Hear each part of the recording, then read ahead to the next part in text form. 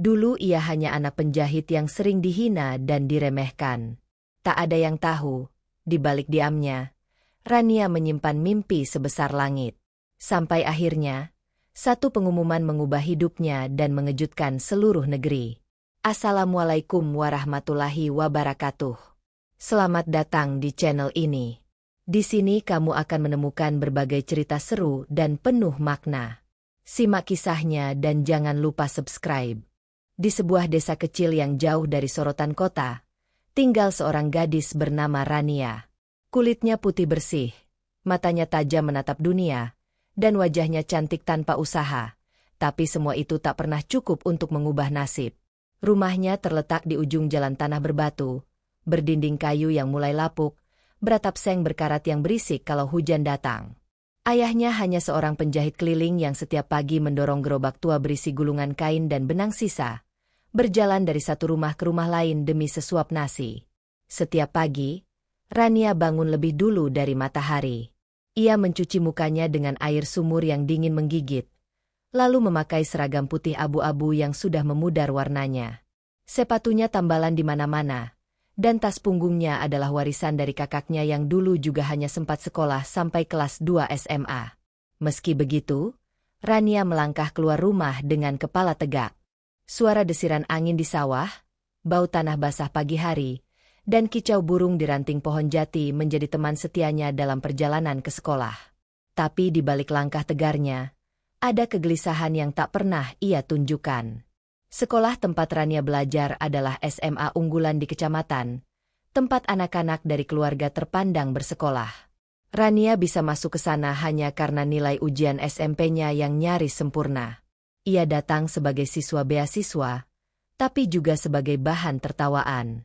Anak-anak orang kaya memandangnya seperti kotoran yang tersesat di antara permadani.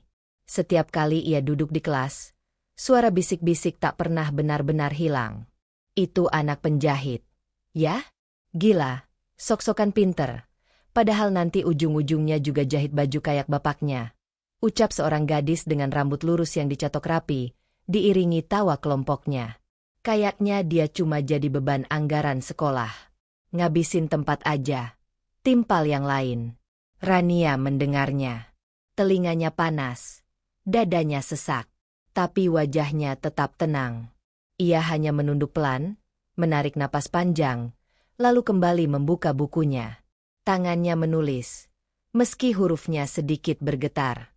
Di balik halaman yang penuh coretan itu, tersimpan sesuatu yang tak pernah bisa mereka lihat. Mimpi yang ia tulis sendiri, satu huruf demi satu huruf, dengan harapan bisa keluar dari dunia sempit yang terus menertawakannya. Tapi suatu hari, ada satu ejekan yang tak bisa ia diamkan begitu saja. Meski dihina hampir setiap hari, Rania menyimpan keyakinan yang tak pernah goyah sedikit pun. Ia ingin kuliah di universitas nomor 1 di Indonesia, belajar hukum, dan menjadi pengacara. Itu bukan mimpi kosong. Ia tahu jalan ke sana panjang, berat, dan sering sepi. Dunia memang seperti tak berpihak padanya. Uang tak ada, waktu terbatas, dan lingkungan tempatnya tumbuh seperti tak percaya pada harapan. Tapi Rania punya satu hal yang tak semua orang punya, ketekunan. Dan ia berpegang erat pada itu, setiap hari. Di malam hari, saat desa mulai sunyi dan suara jangkrik bersahutan dari balik semak, Rania masih duduk di lantai kamar sempitnya. Di atas meja kecil dari kayu bekas, sebuah lampu minyak menyala redup, sesekali berkedip karena angin masuk dari celah dinding. Rania menulis dengan kepala sedikit miring. Matanya sembab tapi fokus. Buku catatannya penuh coretan hukum dasar, pasal-pasal undang-undang, dan soal-soal latihan dari internet yang ia cetak di warnet. Tangannya terus bergerak, sementara peluh di pelipisnya tak ia pedulikan. Kadang-kadang, ketika lampu mati mendadak atau minyak habis, ia akan duduk diam sebentar, menatap kosong ke arah dinding. Tapi tak lama, ia bangkit, meraba-raba tempat korek api, dan menyalakan lilin kecil yang ia simpan untuk keadaan darurat. Wajahnya lelah, tapi sorot matanya keras. Di sela-sela itu, ia juga masih menjahit. Kancing baju, celana sobek, resleting rusak, semua pesanan tetangga ia terima. Bukan karena hobi, tapi karena uangnya bisa cukup buat ongkos naik angkot ke sekolah minggu depan. Suara batuk terdengar dari ranjang bambu di sudut ruangan. Ibunya, perempuan kurus yang makin hari makin pucat, terbangun pelan. Rania buru-buru menghampiri. Ia menyelimuti tubuh ibunya, menyentuh keningnya yang masih hangat. "Kamu belum tidur, Nak?" tanya ibunya dengan suara serak. "Belum, Bu. Masih belajar. Besok ada ulangan," jawab Rania sambil duduk di lantai dekat kepala sang ibu. "Kamu capek enggak, sayang?" "Capek, Bu. Tapi enggak apa-apa. Aku mau lulus. Aku mau kuliah." Senyum tipis muncul di bibir ibunya. Matanya berkaca. "Jangan takut miskin, Nak. Yang penting kamu punya ilmu dan hati yang bersih. Hidup enggak selamanya susah, asal kita enggak berhenti belajar." Kata-kata itu selalu sama. Pelan, tenang, tapi menusuk sampai dalam. Rania tak pernah membantah. Ia hanya mengangguk, menggenggam tangan ibunya erat, dan kembali ke mejanya sambil menahan air mata. Namun malam itu, saat Rania membuka lembar terakhir bukunya, angin bertiup lebih kencang dari biasanya. Vano adalah siswa baru yang datang dari Jakarta. Badannya tegap, rambutnya rapi, dan wajahnya bersih seperti artis sinetron. Anak-anak perempuan langsung berbisik-bisik sejak hari pertama ia masuk kelas. Tasnya bermerek, sepatunya mengkilap, dan setiap kata yang keluar dari mulutnya terdengar percaya diri. Ia bicara dengan lancar, matanya menatap lurus, dan pembawaannya selalu tenang seperti orang yang tak pernah merasa takut pada apapun. Guru pun terlihat memperlakukannya sedikit berbeda. Saat ia bertanya, semua langsung mendengarkan. Saat ia bicara, suasana kelas hening seperti disuruh diam. Ia seperti magnet yang menarik perhatian semua orang. Tapi sejak awal, Vano tidak suka Rania. Baginya, gadis kampung seperti Rania hanyalah beban di tengah lingkungan akademik yang kompetitif. Ia tak pernah menyapanya. Bahkan ketika Rania menjawab soal sulit dengan lancar, Vano hanya mencibir sambil menyilangkan tangan di bangkunya. "Pinter sih, tapi tetap aja nggak cocok di sini," ucapnya pelan pada teman sebelahnya. Tapi diam-diam, ada sesuatu dari Rania yang membuat Vano terus memperhatikannya. Gadis itu punya cara bicara yang jujur, nada suaranya tidak dibuat-buat, dan tatapan matanya tidak pernah takut, meski di hadapannya adalah guru, murid pintar, atau ejekan dari anak-anak kaya. Saat lomba debat sekolah diumumkan, semua peserta dipasangkan secara acak. Saat nama Rania dan Vano disebut jadi satu tim, seisi ruangan langsung ricuh. Beberapa tertawa, beberapa bersorak. Vano sendiri langsung mengangkat alis, menoleh ke panitia, dan berkata lantang, "Boleh tukar pasangan nggak?" Tapi panitia menolak. Rania hanya diam, wajahnya tenang, walau dari gerakan tangannya yang menggenggam pulpen terlalu kuat, ia jelas tidak nyaman. Mereka pun mulai latihan bersama di ruang OSIS yang kosong dan pengap. Vano lebih banyak diam.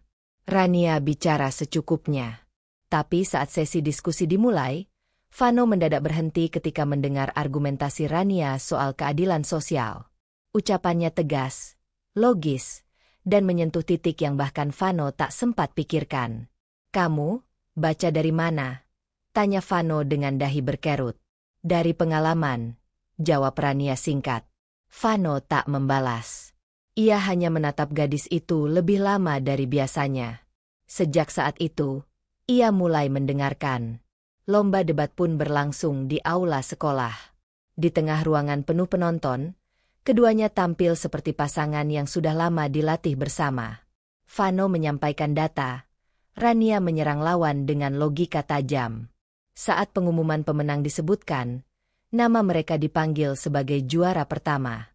Hadiah uang tunai 500.000 langsung diserahkan ke tangan Vano. Tapi tanpa diduga, Rania berkata, "Kalau nggak keberatan, boleh nggak uangnya saya pakai buat bayar UKT ibu saya?" Vano mematung. Ia menatap Rania dengan bingung, kemudian mengangguk pelan. Ia tidak paham sepenuhnya, tapi ada sesuatu di wajah Rania, ketulusan, kesungguhan, keberanian, yang perlahan mengguncang pikirannya. Sejak hari itu, pandangan Vano berubah. Bukan karena Rania pintar.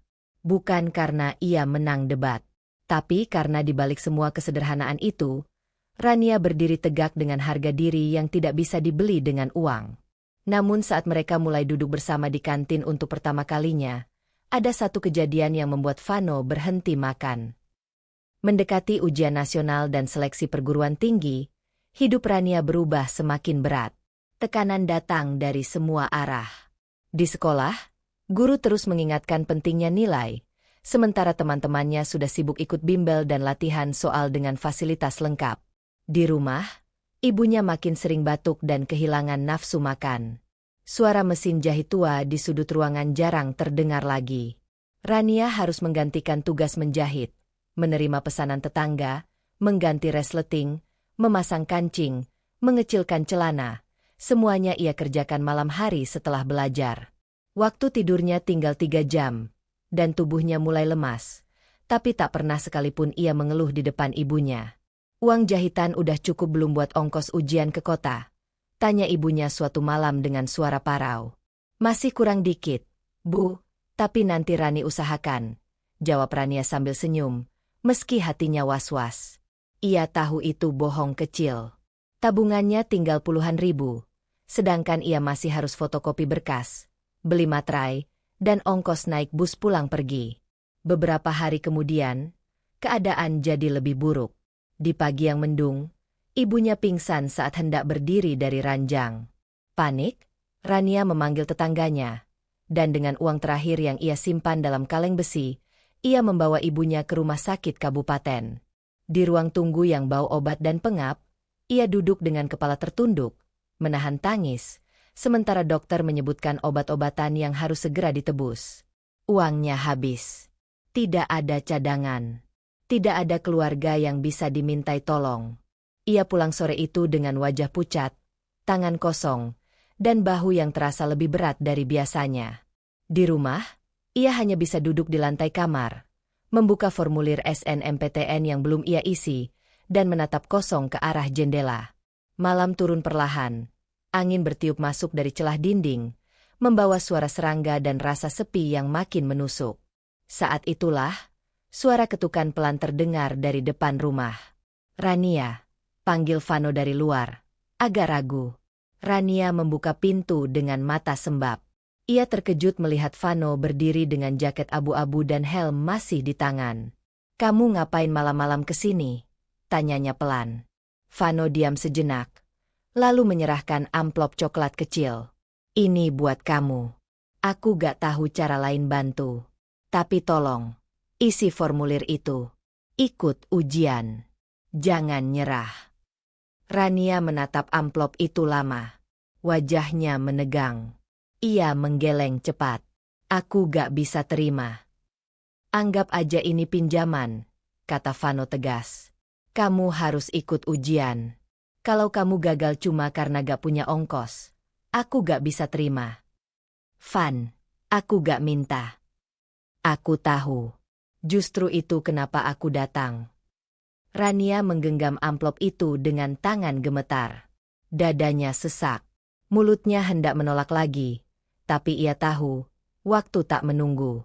Dan mimpi, tak akan datang 2 kali. Akhirnya ia berkata lirih. Tapi nanti, aku pasti ganti. Vano mengangguk sekali. Aku tahu kamu akan ganti. Dan malam itu, untuk pertama kalinya setelah berminggu-minggu, Rania kembali membuka bukunya. Tapi ketika ia mulai menulis, tiba-tiba suara keras terdengar dari luar rumah. Hari pengumuman hasil seleksi nasional akhirnya tiba. Pagi itu langit mendung, udara terasa lembab, dan suara petir mulai terdengar dari kejauhan. Rania duduk gelisah di lantai rumahnya, memegang ponsel yang baterainya tinggal 1 garis merah. Ia sudah mencoba mengisi daya sejak tadi malam, tapi listrik di desanya padam sejak subuh. Berkali-kali ia menekan tombol daya, berharap keajaiban, tapi layar hanya berkedip lalu mati lagi. Ia berdiri mondar-mandir, membuka jendela, melihat hujan mulai turun deras, dan menatap jalanan yang berubah jadi aliran air bercampur lumpur. "Bu, Rani ke warnet ya?" katanya terburu-buru sambil mengambil payung yang gagangnya patah. "Loh, hujan deras." "Nak, nggak usah maksa," jawab ibunya cemas dari atas kasur. "Cuma 2 kilometer. Bu, Rani harus lihat sekarang." "Harus." Ibunya tak sempat membalas. Rania sudah keluar rumah, mengenakan sandal jepit yang licin, menembus hujan tanpa pelindung selain tas plastik berisi ponsel dan charger. Tubuhnya menggigil, tapi langkahnya cepat. Air hujan mengguyur wajahnya, menembus seragam sekolah yang ia pakai sejak pagi. Nafasnya memburu, lututnya nyeri, dan rambutnya menempel di wajah. Tapi tak sedikit pun ia melambat. Wajahnya tegang, matanya terus menatap ke depan. Dalam hatinya hanya ada satu suara. "Ya Allah, tolong." Sesampainya di warnet kecil yang berada di pinggir jalan raya, ia langsung mendorong pintu dengan sisa tenaga. Suara bel tua berdenting. Pemilik warnet menatap kaget, melihat Rania basah kuyup, wajahnya pucat, dan tangannya gemetar membawa ponsel. "Mas, tolong pinjamkan colokan. Ponsel saya mati," katanya cepat. "Ya ampun, kamu kenapa, Neng?